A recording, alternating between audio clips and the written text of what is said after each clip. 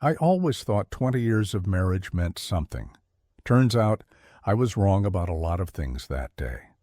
It started like any other Tuesday, another service call, another car to fix. The sun was beating down on the parking lot of that fancy little cafe near Richmond Street when something caught my eye. At first I thought it was just another piece of trash, but there it was, a wedding ring lying forgotten between the white lines of a parking space. I wouldn't have given it a second thought if it wasn't for the inscription. Our wedding date, July 15th, 2003, Sandra's ring. My world shifted on its axis as I stood there, holding the small golden circle that was supposed to symbolize our eternal love. "You must be mistaken, James," Sandra had said just that morning when I asked why she wasn't wearing her ring. "I never take it off." Her smile was perfect, practiced, the same smile she'd given me over breakfast for the past 2 decades. "You know how important it is to me." Now, as I held the physical proof of her lie in my palm, memories started playing through my mind like an old movie reel. The late nights at the office, the sudden interest in dressing up for work, the way she'd jump every time her phone buzzed, all those little things I'd brushed off because, hell, who suspects their high school sweetheart, the woman who'd been by your side through everything? I pocketed the ring and walked into the cafe. Had to see what was so special about this place that my wife's wedding ring would end up in its parking lot. The owner, younger guy, probably late 30s, with that polished look Sandra had started talking about lately, gave me a friendly nod. I ordered a coffee I didn't want and watched him work, wondering if he knew, if he was the reason. That night I watched Sandra cook dinner, chatting about her day at the accounting firm, laughing about some office joke. Every word felt like a needle under my skin.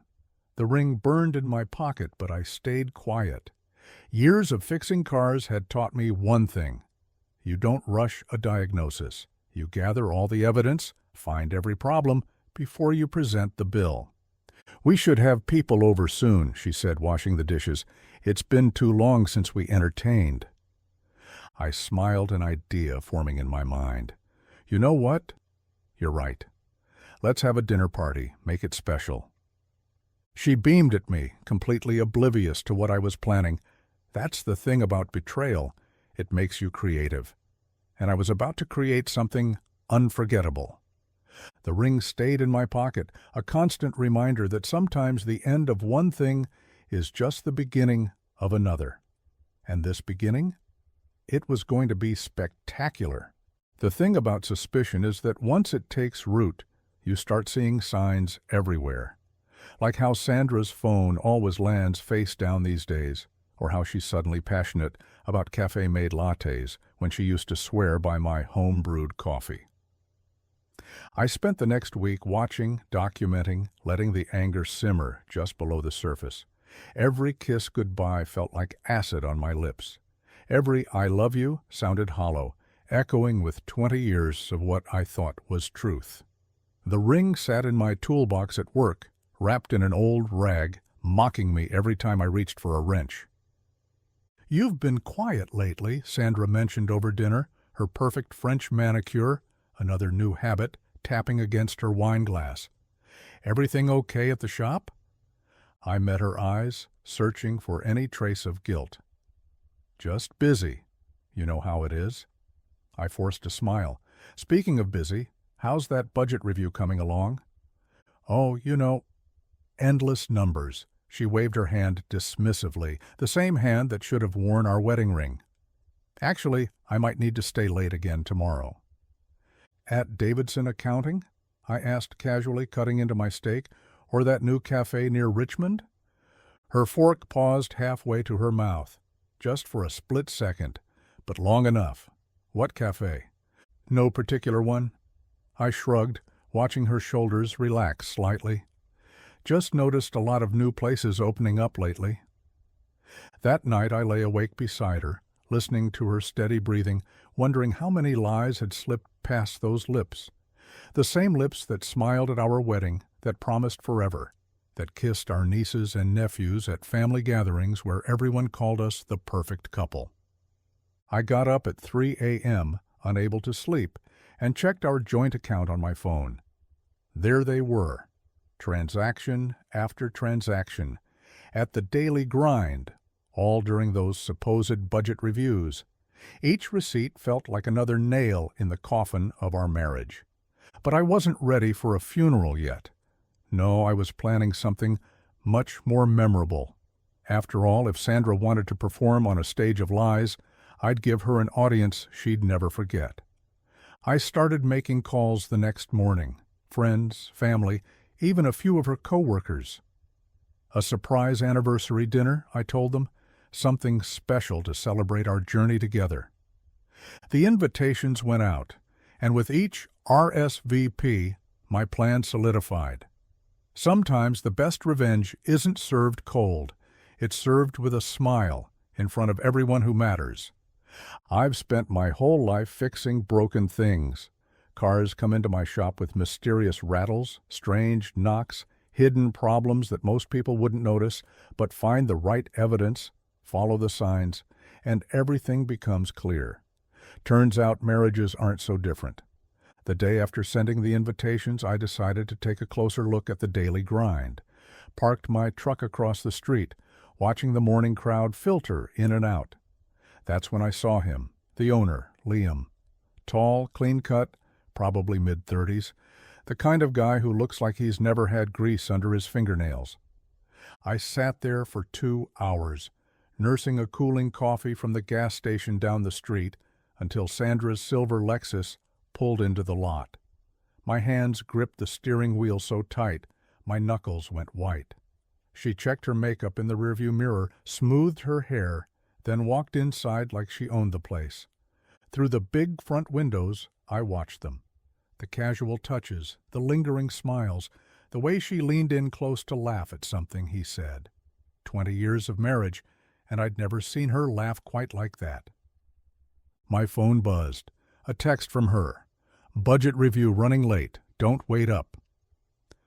I typed back, "No problem, honey. Take care." Each word felt like swallowing glass. Later that night, I called Steve from Davidson Accounting, an old client who owed me a favor. "Hey, just curious, how long do these budget reviews usually take?" There was a pause. "Budget reviews?" "We finished those weeks ago. Sandra's been leaving early most days, actually." I thanked him, hung up, and walked to my garage. The ring was still there in my toolbox, wrapped in that old rag. I held it up to the light, reading the inscription again. Forever and always, July 15th, 2003. Funny how forever has an expiration date. The dinner party was set for Saturday, just 4 days away. I'd already prepared everything, the guest list, the evidence, the presentation. Even bought a new projector. Because if Sandra wanted to put on a show with her cafe owner, I'd give them both a grand finale they'd never see coming. Some people say revenge is a dish best served cold. But I've learned something about cold things. They still burn when you hold them too long. The days before the dinner party felt like walking through quicksand. Every moment at home was an exercise in self-control. Sandra bustled around planning the menu, suggesting wine pairings, completely blind to what was coming. Her excitement was almost beautiful in its irony. "Should we invite the Petersons?" she asked Thursday night, curled up on our couch with her phone. "Karen's always fun at parties." "Already did," I replied, thinking about how Karen from my accounting client's office had confirmed seeing Sandra and Liam together multiple times. The more the merrier. I spent Friday afternoon setting up the projector in our dining room, testing it while Sandra was at her budget review. The images looked crystal clear against the bare wall. The ring in the parking lot, the bank statements, the photos of them together. Each piece of evidence felt like another weight being added to my chest. That evening I found her in our bedroom, trying on dresses for the party. "What do you think about this one?" she asked, twirling in a blue number I'd never seen before. "Perfect," I said, wondering if Liam had seen it first. "Like everything else about you." She beamed, completely missing the bitterness in my voice. "You're sweet. This dinner was such a good idea, James. We need more moments like this." I nodded, thinking about moments. The moment I found the ring, the moment I saw them together, the moment I realized our whole life was built on lies. Yeah, this one's going to be memorable. That night, I sat in my garage until dawn, staring at the toolbox where the ring was hidden. 20 years of memories played through my mind. Our first date at the high school football game, the nervous proposal at her parents' house, the wedding where we both cried during our vows. All those moments that used to feel like gold now looked like fool's gold, shiny on the surface, worthless underneath. Saturday morning arrived with the weight of inevitability. As I watched the sun rise, I felt strangely calm. In a few hours, our friends and family would gather.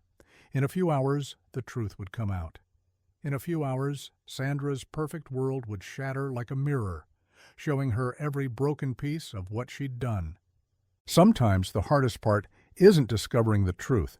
It's waiting for the right moment to reveal it. The guests started arriving at 6. Each ring of the doorbell felt like a countdown timer, ticking away the minutes until Sandra's perfect world would explode. I watched her float from group to group, playing the perfect hostess in that blue dress, while I nursed my whiskey and waited. Karen from accounting arrived first, hugging Sandra with that knowing look in her eyes. She caught my gaze across the room and gave me a slight nod. Behind her came the Thompsons, then the Millers, and finally Sandra's sister, Beth, with her husband. 15 people in total, all gathered in our living room, all about to become witnesses to the end of a 20-year lie. "James, honey," Sandra called from the kitchen, "could you help me with the appetizers?" I walked in, watching her arrange little bruschetta pieces on a silver platter, the one we got as a wedding gift. Her hands moved with precise grace, arranging each piece just so. Always the perfectionist, my Sandra. "You seem tense," she said, touching my arm. Her hand was warm, familiar. It made my skin crawl. "Is everything okay?" "Just thinking about memories," I replied, picking up the platter. "All the moments that brought us here." She smiled, that same smile I'd fallen in love with in high school. "You're getting sentimental in your old age?" If she only knew. The dining room looked perfect. Sandra had outdone herself. Crystal glasses caught the light from the chandelier, white roses centered the table, and the projector waited silently behind the last place setting, hidden under a cloth. My toolbox sat in the corner, looking out of place among the elegance. Inside it, wrapped in that old rag, the ring waited like a loaded gun. I watched our guests settle into their seats. Tom and Janet Miller on the left, still telling everyone about their trip to Europe. The Thompsons next to them, Dave already reaching for the wine. Karen positioned herself directly across from Sandra. Good woman, she knew her role tonight. Beth kept glancing between Sandra and me, probably sensing the tension I wasn't bothering to hide anymore. Sandra clinked her glass, standing to make her usual welcome speech. "Thank you all for coming tonight. James and I are so blessed to have such wonderful friends and family to share our lives with." I took another sip of whiskey, letting the burn match the fire in my chest. Blessed. Right. 20 years together, she continued, her voice full of fake emotion, and I fall more in love with this man every day. The ring felt heavier in my toolbox with every word she spoke. I watched her hands gesture as she talked. No wedding ring, of course. Probably thought I hadn't noticed its absence these past weeks, just like she thought I hadn't noticed everything else. The first course arrived, some fancy salad she'd spent hours preparing. I watched her serve everyone with that perfect smile, that perfect grace, living her perfect lie. The projector hummed softly under its cloth, waiting. The toolbox sat in the corner, waiting. I took another sip of whiskey, waiting. My phone buzzed in my pocket, a text from Liam. "Missing you already? Lunch tomorrow?" Wrong number, obviously meant for Sandra. I smiled, sliding the phone back into my pocket. Sometimes the universe has a twisted sense of timing. James, Sandra called from the head of the table. Would you like to say something? I stood slowly, feeling the weight of 15 pairs of eyes on me. The moment had arrived. Time to show everyone the real Sandra, hidden behind that perfect smile. Actually, I said, reaching for my toolbox, I do have something to share with everyone tonight. The toolbox creaked when I opened it, a harsh, metallic sound that cut through the dinner party chatter. Sandra's eyes followed my movements, curiosity mixing with something else. Concern, maybe. She should be concerned. You know, Sandra, I said, my voice steady, despite the adrenaline coursing through my veins, I've been thinking a lot about symbols lately. The things that represent our commitment to each other. I pulled out the rag-wrapped ring, holding it like a piece of evidence, which, of course, it was. Funny thing about symbols, they're only as strong as the truth behind them. I unwrapped the ring slowly, letting the crystal chandelier light catch its gold surface. Like this ring, for instance, found it in an interesting place last week. Sandra's face didn't change, but her knuckles went white around her wine glass. James, what are you... The daily grind, I cut her off, watching the color drain from her face. Nice little cafe on Richmond Street. You know it, don't you, honey? Even though you told me you'd never been there. The room went silent. Beth's fork clattered against her plate, the sound explosive in the sudden quiet. I don't understand, Sandra said, but her voice trembled. Her perfect composure was starting to crack. What are you talking about? I reached for the cloth covering the projector. Maybe some visual aids will help refresh your memory. The projector hummed to life, throwing light onto our dining room wall. Karen, would you mind hitting the lights? Karen, bless her soul, was already moving. The room dimmed, and the first image appeared, the ring lying in the parking lot, sunlight catching its inscription. This is where I found it, I continued, my voice growing harder. Right where you dropped it while rushing to your, what did you call them, budget reviews? Sandra's sister gasped. Tom and Janet exchanged glances. Dave Thompson started studying his wine glass like it held the secrets of the universe. But that's just the beginning. I clicked to the next slide. Bank statements, highlighted transactions. Funny how many budget reviews happen at a coffee shop. Even funnier how they always seem to cost exactly $27.50, 2 lattes and a slice of cheesecake, right? Sandra stood up so quickly, her chair scraped against the hardwood floor. James, stop this. You're embarrassing yourself. I laughed, a hollow sound that surprised even me. I'm embarrassing myself? That's rich, Sandra, really rich, almost as rich as your boyfriend Liam. The next slide clicked into place. Sandra and Liam, caught in what was definitely not a business meeting, her face pressed against his neck, his hands where they shouldn't be. Oh my God, Beth whispered, hand covering her mouth. Speaking of Liam, I pulled out my phone. He just texted you, honey. Something about missing you and lunch tomorrow? Sorry, wrong number. I tossed the phone onto the table. It skidded to a stop right in front of her plate. Sandra's perfect mask finally cracked. Her lips trembled, her eyes darted around the room like a trapped animal's. Our guests sat frozen, witnesses to the demolition of 20 years of marriage. Would anyone like to hear about the budget reviews that ended weeks ago? I asked, nodding to Karen.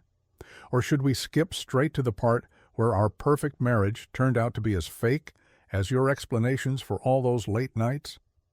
The silence in the room was deafening. Every eye was on Sandra, waiting for her response. The perfect hostess, the perfect wife, caught in the perfect lie. And we were just getting started. Sandra's composure shattered like fine china hitting concrete. You've been spying on me? Her voice rose, desperate to shift the blame. Following me around, taking pictures? Spying? I clicked to the next slide. More photos, more evidence. No, honey, I was investigating. There's a difference.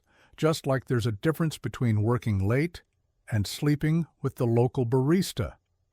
James, please, she whispered, but I was done with her pleas. Please what, Sandra? Please don't tell everyone how you've been lying. Please don't show them who you really are. Please keep pretending our marriage isn't a joke. The room crackled with tension. Dave Thompson knocked over his wineglass, the red liquid spreading across the white tablecloth like blood. Nobody moved to clean it up. You don't understand, Sandra's voice cracked. It wasn't. I never meant. To get caught? I finished for her. Yeah, that part's obvious. You know what's funny? I kept thinking about all those times you talked about honesty, about trust, about how marriage is sacred. I pulled out the ring again. Remember what you said when I put this on your finger? Forever and always. Pretty words? Empty ones? Beth stood up, her chair scraping against the floor. Sandra, how could you? To James. After everything. ... Oh, sit down, Beth, Sandra snapped, her mask completely gone now. You don't know anything about our marriage. Apparently neither did I cut in. The whiskey was burning through my veins, fueling my words. But I learned. Want to know what I learned, everyone? I learned that while I was working 60-hour weeks to give her everything she wanted, she was finding comfort in a coffee shop owner's bed. I learned that every I love you came with an expiration date. I learned that 20 years of memories can be erased by a few months of lattes and lies. Karen cleared her throat. She's been leaving work early for months. We all knew something was wrong. Karen? Sandra's voice was pure venom. You backstabbing. Backstabbing? I laughed. That's rich coming from you, Sandra. Really rich. I clicked to the final slide, a compilation of everything. The ring, the bank statements, the photos, the text messages, a digital monument to betrayal. You want to know the worst part? My voice dropped lower. It's not the affair, it's not even the lies. It's that you're standing there right now, still trying to make me the bad guy for exposing your truth, still trying to manipulate everyone in this room. The silence that followed was absolute. Sandra's perfect makeup couldn't hide the trembling of her lips, the fear in her eyes.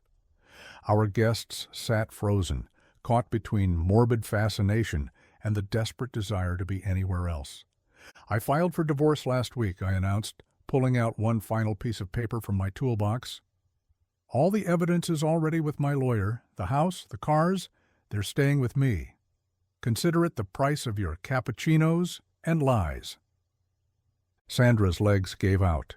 She collapsed into her chair, all pretense of dignity gone. 20 years of marriage destroyed over dinner. Some of our guests were crying. Others couldn't look away from the train wreck unfolding before them. I picked up my whiskey glass, raising it in a mock toast. To budget reviews and baristas, to perfect lies and parking lot revelations, to my wife, who isn't my wife anymore. May your next forever and always last longer than this one did. Then I drained my glass and headed for the door, leaving behind the ruins of a life I thought I knew. Sometimes the best revenge isn't just exposing the truth, it's walking away while the truth does its work. I drove through the night, letting the darkness swallow my thoughts. The bottle of whiskey sat unopened in the passenger seat, the same spot where Sandra used to sit on our Sunday drives. Funny how empty spaces can weigh so much. My phone kept buzzing. Beth, Karen, the Thompsons, everyone wanting to know if I was okay, where I was going, what I was planning to do next. I turned it off and threw it in the back seat. The only sound I wanted was the engine's purr and the wind rushing past my windows.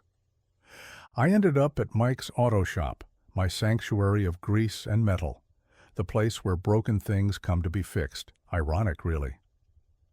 I unlocked the door, flipped on the harsh fluorescent lights, and walked to my workbench. The familiar smell of oil and rubber wrapped around me like an old friend's embrace. There was a Mustang up on the lift. Engine trouble, owner said. I grabbed my tools and got to work, letting the mechanical problems push out the emotional ones. Engines make sense. They follow rules.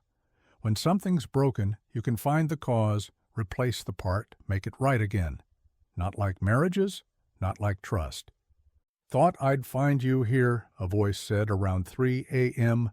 Dave Thompson stood in the doorway holding 2 cups of coffee. "Not from the daily grind." "Figured you shouldn't be alone tonight." I slid out from under the Mustang, wiping my hands on a rag. "You missed the show?" "Hell of a performance." He handed me a coffee. "Sandra left right after you did. Beth went with her. The others, well, nobody really knew what to do. Karen handled the cleanup." I took a sip, letting the bitter liquid burn away the taste of whiskey and revenge. "How's Janet taking it?" "Shocked, angry, mostly at Sandra." Dave leaned against a toolbox. "We all are. 20 years of friendship, and none of us saw it coming. Or maybe we did and didn't want to admit it." The coffee cup trembled slightly in my hand. The adrenaline was wearing off, leaving behind a hollow ache where my rage used to be. You know what keeps hitting me? All those couples' dinners, game nights, holidays. Every memory I have is poisoned now. Makes me wonder if anything was ever real. "The memories were real," Dave said quietly. "Your part of them was real. That's what you have to hold on to." I laughed, but it came out more like a sob. "You sound like a therapist." "Janet's been making me go. Says I have anger issues." He cracked a smile. "Speaking of which, that was some cold-blooded revenge you planned. Remind me never to piss you off." I walked to my office, pulled out the projector remote I'd stuffed in my jacket pocket. Such a small thing to bring down 2 decades of marriage. Wasn't about revenge, not really.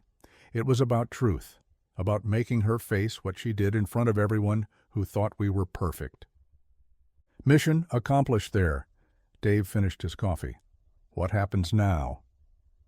I looked around my shop, at the cars waiting to be fixed, at the tools lined up in perfect order, at the life I'd built while Sandra was destroying ours. Now, I keep fixing things. Cars, at least. Some things can't be fixed, but they can be rebuilt. Different, but maybe better. "Need help with that?" Dave nodded toward the Mustang. I handed him a wrench. Sometimes the best therapy comes with motor oil and metric sockets.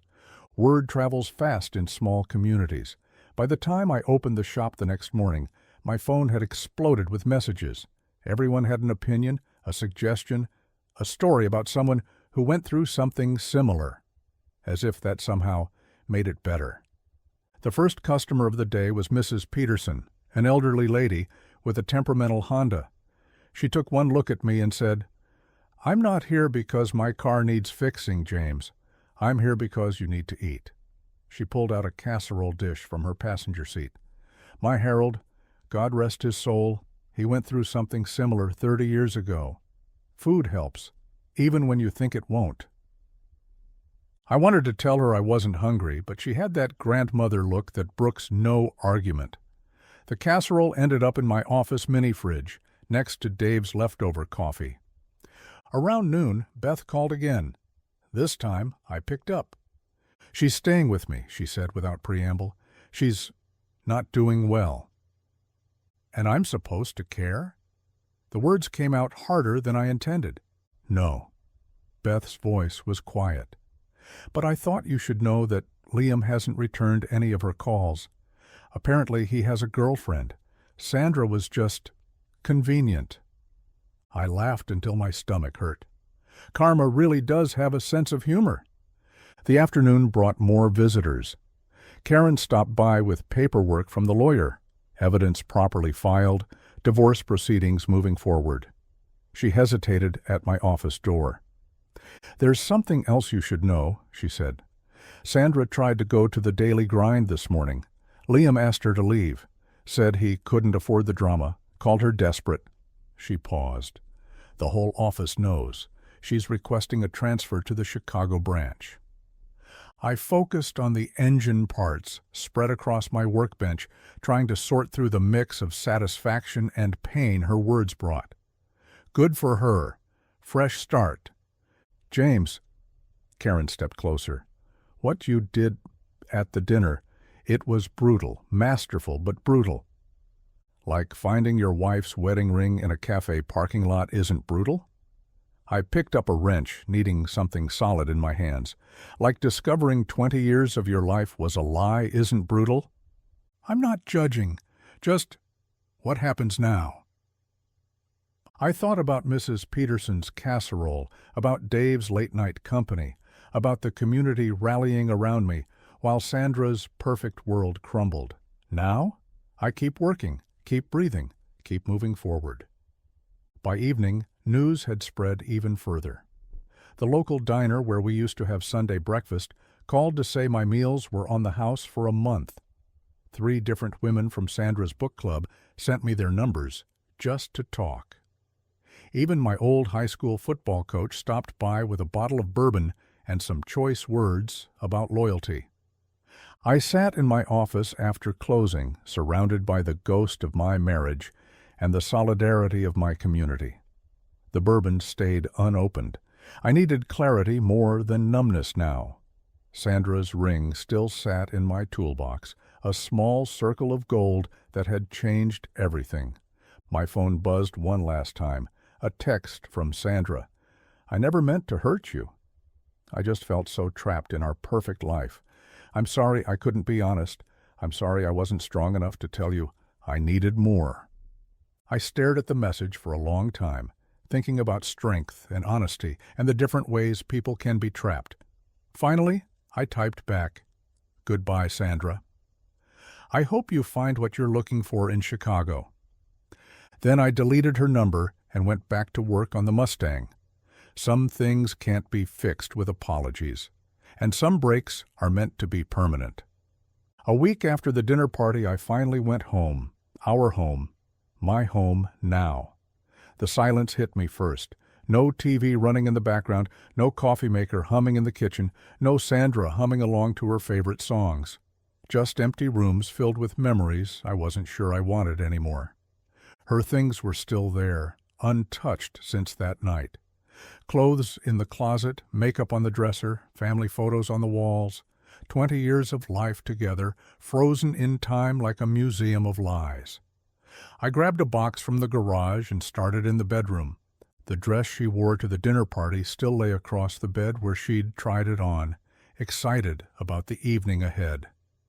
I remembered her twirling, asking my opinion, completely oblivious to what was coming. I stuffed it in the box without folding it. Dave showed up around noon, took one look at what I was doing, and went to get more boxes. He came back with Janet and Karen. Nobody spoke much. They just started working. Janet took charge of the kitchen, carefully wrapping Sandra's precious wine glasses and fancy dinner plates. Karen handled the office, separating our paperwork into neat piles. Dave helped me with the bedroom. "Found these," he said, holding up a stack of photo albums. "Want them gone?" I took them, flipping through pages of smiling faces and happy moments. Our wedding day, vacations, family gatherings. Every photo felt like looking at strangers now, a man who trusted blindly and a woman who could lie perfectly. "Burn them," I said, but Karen stopped me. "Keep one," she suggested. "Not for her, for you, to remember that your part was real." In the back of the closet, I found a box of letters we'd written to each other during college, love notes full of promises and dreams. On top was a card she'd given me just 3 months ago for our anniversary. "To my soulmate, my best friend, my forever." The words tasted like ash now. "You okay?" Dave asked, watching me stare at the card. "Yeah." I tossed it in the box, just thinking about how good she was at fiction writing. By sunset, we had filled 12 boxes with Sandra's life. Everything she'd left behind, everything she'd chosen to lose when she took off her ring in that cafe parking lot. Beth would come pick them up tomorrow, deliver them to wherever Sandra was hiding. "What about this?" Janet held up Sandra's favorite coffee mug, the one she'd used every morning. It's still got lipstick on the rim. I took it from her, studied the perfect red crescent mark.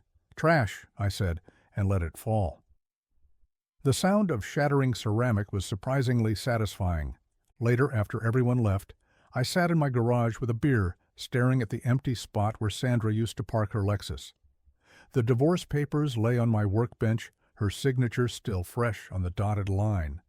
Next to them, her ring caught the fluorescent light, a perfect circle of broken promises.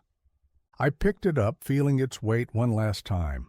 Tomorrow I'd sell it, use the money to buy new tools for the shop. But tonight, I needed to say goodbye to the man who'd put it on her finger 20 years ago, that trusting fool who believed in forever and always. My phone buzzed. A text from Mrs. Peterson. "Dinner tomorrow night. No excuses. Bring your appetite and your broken heart. We'll work on fixing both." I smiled, slipping the ring into my pocket. Tomorrow, I'd start fresh. New tools, new memories, new life. But tonight, I'd let myself remember one last time. Let myself feel everything. The pain, the anger, the loss, and underneath it all, a growing sense of freedom. Sometimes the hardest part of rebuilding isn't clearing away the wreckage. It's accepting that the new foundation might be stronger than the old one ever was. I was elbow deep in a transmission when she walked into my shop. 2 weeks had passed since the dinner party, and Sandra looked different, thinner, paler, her designer clothes replaced by jeans and a simple blouse. The perfect mask had cracked beyond repair. "Your sister said I'd find you here," she said, hovering by the door like a ghost.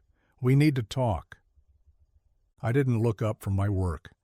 Nothing left to talk about. Lawyers handling everything. "James, please," her voice cracked. "I need to explain." "Explain what?" I finally turned to face her, wiping my hands on a rag. "How you forgot to wear your ring to your coffee dates? How you forgot to mention you were sleeping with someone else? Or how you forgot our marriage meant something?" She flinched at each question, but stood her ground. "I'm leaving for Chicago tomorrow. I couldn't go without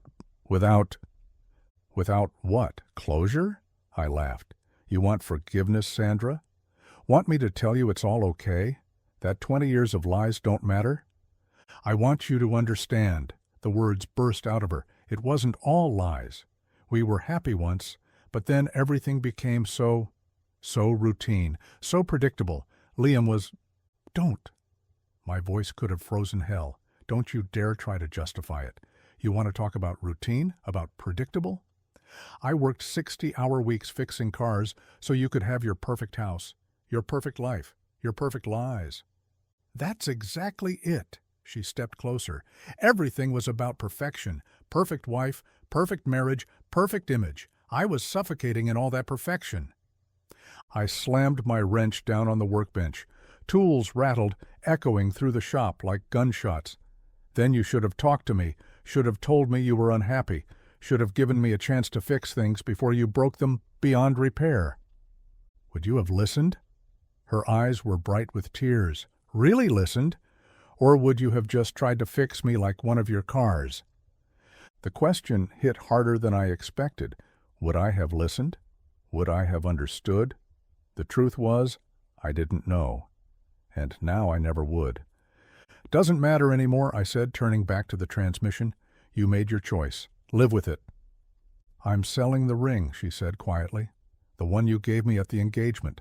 Thought you should know." I stopped working but didn't turn around. "Funny, I'm selling the one I found in the parking lot. Great minds think alike, I guess." "What happened to us, James?" The question hung in the air, heavy with 20 years of shared history and shattered trust. I finally turned to face her, really looking at her for the first time since she walked in. "You happened to us, Sandra. Your choices, your lies, your perfect little world that wasn't enough." I pulled her ring from my pocket, tossed it to her. "Here, add it to the sale. Buy yourself something nice in Chicago." She caught the ring reflexively, staring at it like it might burn her. "I really did love you, you know. For a long time." "Yeah," I said, turning back to my work one last time. "Just not enough to stay honest. Goodbye, Sandra. Have a nice life."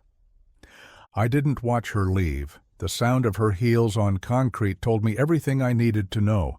Each click was another step away from our past, each echo another nail in the coffin of what we used to be. After Sandra left, I couldn't focus on work anymore. Her words kept echoing in my head. Would you have listened? Really listened? The question gnawed at me like a rusty nail working its way through wood. I closed the shop early and drove. I found myself at the daily grind. Funny how life comes full circle. The parking space where I'd found her ring was empty, like it had been waiting for me. Through the window, I could see Liam behind the counter, serving coffee with that practiced smile. He hadn't noticed me yet. I sat in my truck, gripping the steering wheel, imagining all the times Sandra had parked here, walked through that door, smiled at him. The rage I expected to feel didn't come. Instead, there was just emptiness, a vast, hollow space where my marriage used to be. My phone buzzed. Dave. Janet said she saw Sandra at your shop. You okay? Before I could respond, Liam walked out for his break. He saw me immediately, froze like a deer in headlights. For a long moment, we just stared at each other through my windshield. Then he started walking toward me. I got out of the truck, feeling strangely calm. He stopped a few feet away, hands shoved in his pockets. I heard she's leaving for Chicago, he said, not quite meeting my eyes. Yeah. I leaned against my truck. Guess you're not worth staying for either. He flinched. Look, man, I never meant... Save it. I held up my hand. I didn't come here for explanations or apologies. I came because... I paused, realizing the truth as I said it. Because I needed to see this place without anger. Needed to understand. Understand what? Why she did it. Why here. Why you? I looked around the parking lot, at the cafe, at him. But standing here now, I realized it was never about this place. Or you. It was about her, her choices, her dissatisfaction. Liam shifted uncomfortably. She told me you were separated. When I found out the truth... He trailed off. Did you love her? The question surprised us both. No, at least he was honest about that. It was just convenient, easy, no complications. He laughed bitterly. Until there were. I pulled Sandra's ring from my pocket, the one I'd just given back to her, the one she'd left on my workbench before walking out. You know what's funny? She kept taking this off for you, kept hiding it in her purse. But in the end, she couldn't even keep track of it, just dropped it here like it meant nothing. I'm sorry, he said quietly, for whatever that's worth. Nothing! I looked at the ring one last time. It's worth nothing. I drew my arm back and threw the ring as hard as I could. It sailed through the air, catching the late afternoon sun before disappearing somewhere in the parking lot. Liam watched it go, then looked back at me. That was kind of poetic, he said. No, I replied, getting back in my truck. That was closure. As I drove away, I caught his reflection in my rearview mirror, still standing there, watching me leave. In that moment, I felt something shift inside me, like an engine finally turning over after being stuck. The weight I'd been carrying since finding that first ring started to lift. I called Dave. Hey, remember that bourbon you brought over? Still got room in your garage for a drink? Always, he said. Bad day? No. I surprised myself with the truth of it. Actually, I think it might be a good one. The kind where you finally figure something out. Yeah? What's that? I thought about Sandra's question. Would I have listened? About Liam's apology? About that ring disappearing into the same parking lot where this all began? That sometimes the best way to fix something is to let it break completely, start fresh, build something new. Deep thoughts for a mechanic, Dave chuckled. Yeah, well, I smiled, turning toward his house. Guess I'm learning there's more than one way to fix what's broken. Dave's garage had become something of a sanctuary these past weeks. We sat there with the bourbon between us, the familiar smell of motor oil and metal hanging in the air. Janet brought out sandwiches, squeezed my shoulder, and left us to talk. "So you threw the ring," Dave said, pouring another finger of bourbon. "Both of them gone in the same parking lot. That's some kind of poetry." "More like symmetry."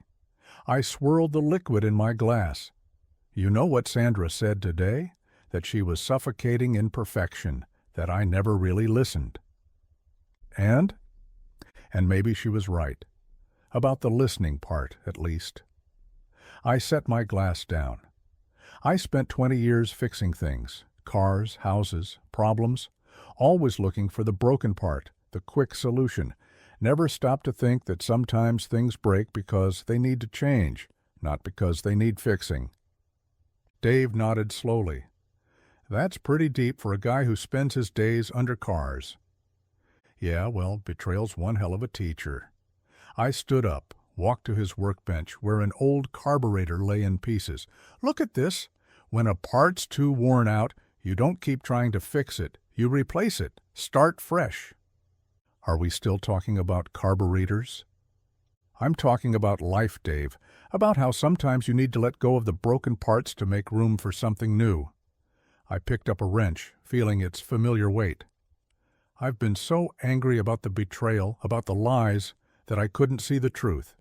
Which is that my marriage was like a bad repair job, looked fine on the surface, but the fundamental problems were still there, getting worse every day. Sandra took the easy way out instead of facing them, and I just kept trying to maintain that perfect surface. The night air drifted in through the open garage door, carrying the sounds of crickets and distant traffic. Somewhere out there, Sandra was probably packing for Chicago. Liam was closing his cafe, and life was moving forward whether we were ready or not. "You know what's funny?" I continued, setting the wrench down. "When I planned that dinner party, I thought exposing her would fix something. Like if everyone knew the truth, it would somehow make things right. But standing in that parking lot today, watching that ring disappear, that's what actually fixed something. In me!" Dave stood up, walked over to his tool chest. "Speaking of fixing things," he pulled out a small box. "Got you something?" Was waiting for the right moment. Inside was a brand new set of precision screwdrivers, the kind I'd been eyeing for months, but could never justify buying while managing a joint account with Sandra. "Time to build something new," Dave said simply. I picked up one of the screwdrivers, feeling its perfect balance. Yeah, time to stop fixing what's broken and start building what's next. The bourbon sat forgotten on the workbench as we spent the next hour planning expansions for my shop, talking about new certifications, discussing possibilities I'd never considered while trying to maintain Sandra's image of a perfect life. Sometimes the real breakthrough isn't in the betrayal or the revenge or even the closure. It's in the moment you realize that what felt like an ending was actually a beginning in disguise. 3 months can change everything. The divorce was finalized on a Tuesday, just another piece of paperwork, another signature, another ending that felt more like a beginning. I didn't go to the courthouse. My lawyer handled everything. And Sandra was already settled in Chicago by then. The shop was busier than ever. Word had gotten around about my situation, and suddenly every car in town seemed to need fixing. Maybe people felt sorry for me, or maybe they just wanted to hear the gossip firsthand. Either way, I hired 2 new mechanics and started planning an expansion. Mrs. Peterson still brought casseroles every week, though now they came with business advice mixed in with the comfort food. My Harold always said a man needs purpose, she'd tell me, arranging containers in my office fridge. And you, James, you've got purpose written all over your face these days. She wasn't wrong. The new certification courses I'd started were challenging in the best way, forcing my mind to learn and grow instead of dwelling on the past. The precision screwdrivers Dave gave me had become my favorite tools, perfect for the high-end electrical work I was specializing in now. The house changed too. I repainted the walls, replaced the furniture, turned Sandra's home office into a workshop where I could tinker with specialty projects. Beth came by once to get the last of her sister's things and hardly recognized the place. "It's different," she said, standing in the doorway. "But good, different." "How is she?" I asked, more out of courtesy than genuine interest. "Adjusting. Got her own place, new job. She asks about you sometimes." I nodded, handed her the last box.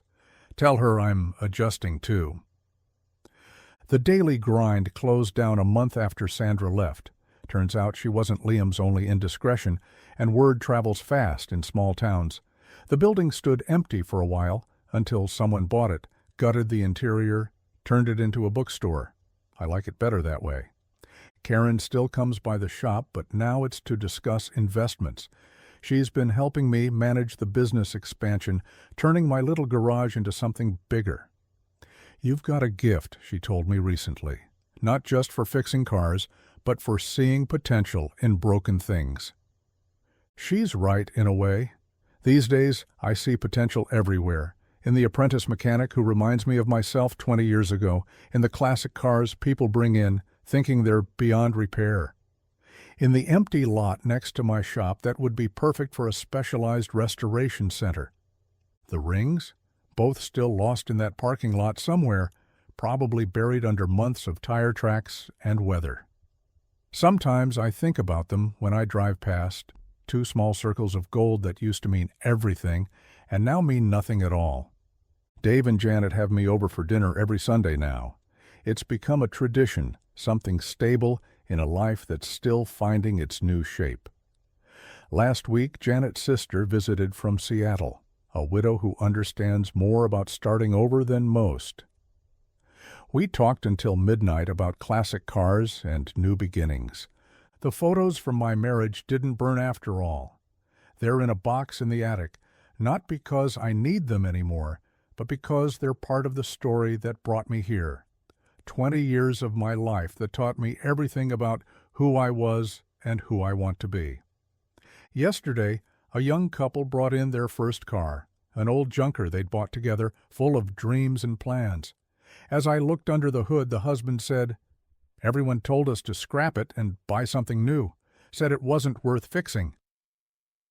I thought about that for a moment, remembering Sandra's words about suffocating in perfection, about not being heard.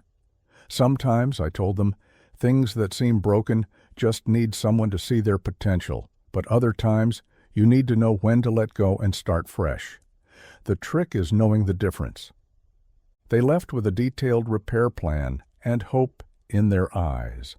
I watched them drive away, holding hands across the center console, their whole future ahead of them. Young love, full of promise and trust. I hope they make it. I hope they learn to listen to each other.